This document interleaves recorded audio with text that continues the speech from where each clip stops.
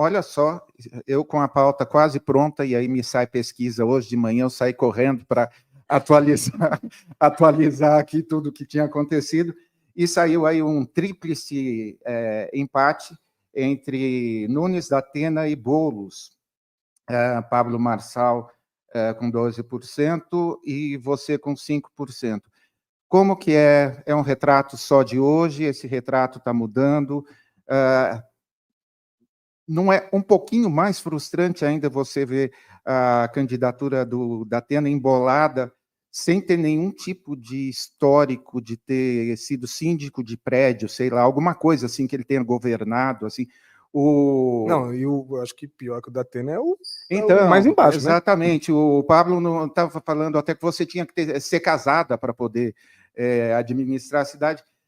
Qual o seu sentimento hoje de manhã quando chegou a que nova a gente política? vê em todas as pesquisas? As pesquisas estão variando muito, o que é natural. Faltam a pessoa, né? 68 dias para a eleição, para ser bem exata. Horas? Só que a rua, as pessoas ainda não se ligaram que tem eleição. Então as pessoas falam muito de pesquisa, e aí eu já variei de 5% a 14%. E aí as pessoas falam, Tabata, mas por que varia tanto? Porque está distante. Porque tem muita margem de erro ainda. Tem duas coisas que está claro. O voto não está decidido, o negócio está embolado. A gente começou a disputa, todo mundo falando, o Boulos está eleito.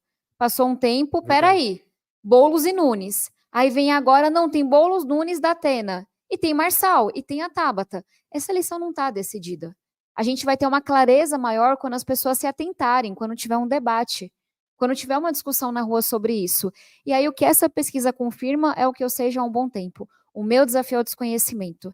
Eu sigo de todos os principais candidatos como aquela que tem a menor rejeição, a maior conversão de votos, mas eu preciso me apresentar. A gente tem uma pesquisa interna onde eu sou mais conhecida na gloriosa Zona Sul de São Paulo, que é de onde eu venho, onde eu fui mais bem votada. Na Zona Sul eu tenho 20% de intenção de votos. Por quê? Uau. Porque eu sou conhecida. Cara, tem que se apresentar, e eu disputo contra candidaturas de máquina. Então, de pessoas que já foram candidatas a presidente, a prefeitura, gente que está com a máquina do governo federal, governo do estado. Então, é natural. Eu acho que quando as pessoas começarem a olhar, vai ser diferente. E aí, só um comentário sobre os ataques baixos do Marçal. Ele veio com uma história de querer dizer que eu não podia ser candidata por ser mulher. Sim. Ela não tem filho, ela não é casada.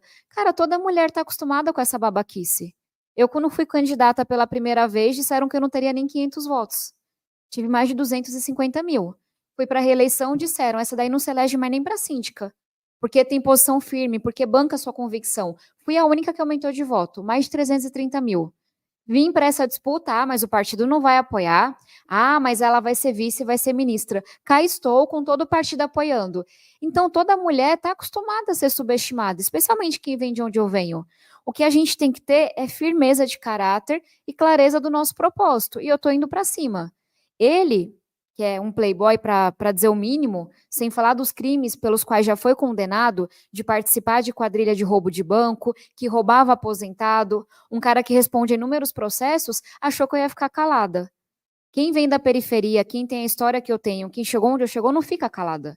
E aí eu falei, você quer falar que eu não posso porque eu sou mulher? Eu acho que você que é condenado não deveria ser candidato. E aí ele veio com a baixaria dele, porque não sabe lidar com crítica.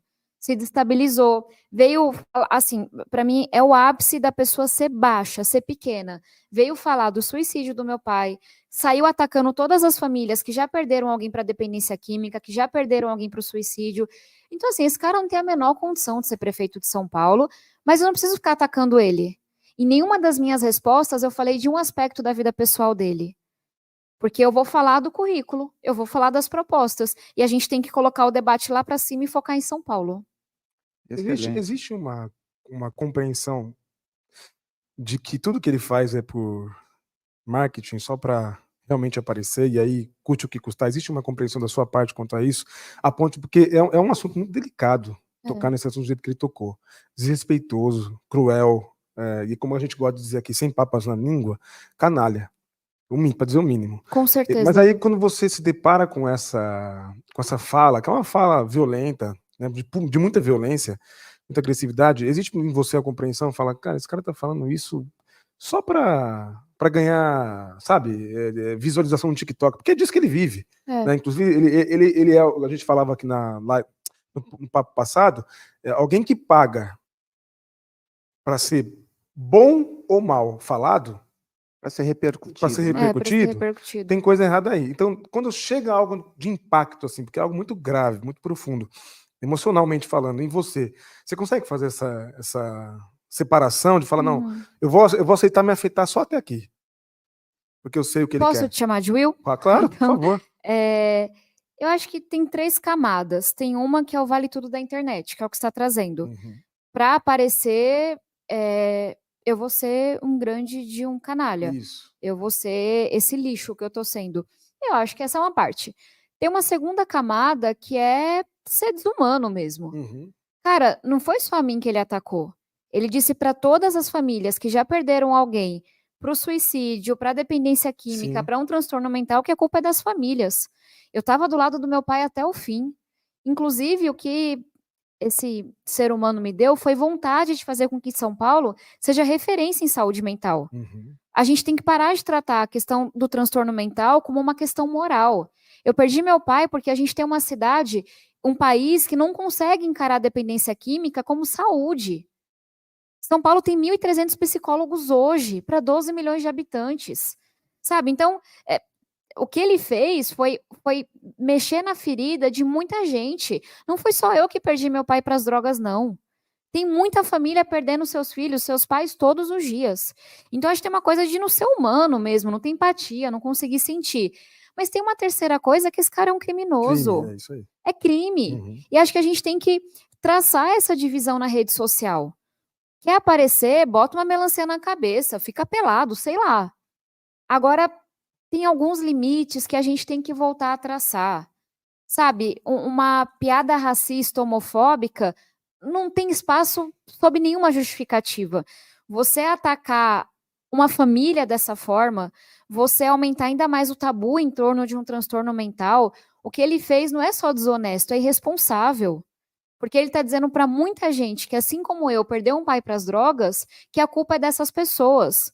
O que ele deveria estar fazendo é estender a mão para as famílias. É dizer para elas o que eu queria ter ouvido quando eu era mais nova. Não é culpa de vocês. A gente cresceu com todo mundo apontando o dedo para a gente. Minha mãe ouviu inúmeras vezes: meninos vão ser drogados igual o pai. Ele é um vagabundo, ele não quer nada com nada. Meu pai era um cara brilhante. Meu pai não tinha feito nem a 8ª série, meu pai escreveu um livro. Meu pai era cobrador de ônibus e no ônibus escrevia coisas para eu ler depois. Reflexões sobre a vida, a desigualdade, sobre os extremos da cidade. Se meu pai tivesse tido a oportunidade, inclusive a gente descobriu que ele era bipolar, só que meu pai nunca teve um diagnóstico. Então, assim, é um desserviço, é uma desonestidade, enfim, inúmeros crimes que estão sendo investigados dele, e eu acho que em algum momento a gente vai ter que olhar para essa internet como terra de ninguém, porque não é. Por que eu não posso falar uma coisa quando eu estou num palanque, mas posso estar numa rede social? E sempre tem dinheiro por trás. Ele está lá pagando o povo para fazer vídeo para me atacar. Tem dinheiro. Então, eu gosto de separar as coisas, porque senão fica muito na seara do bate palma para ele fazer uma palhaçada. Não. Tem coisa errada acontecendo que tem que ser investigada.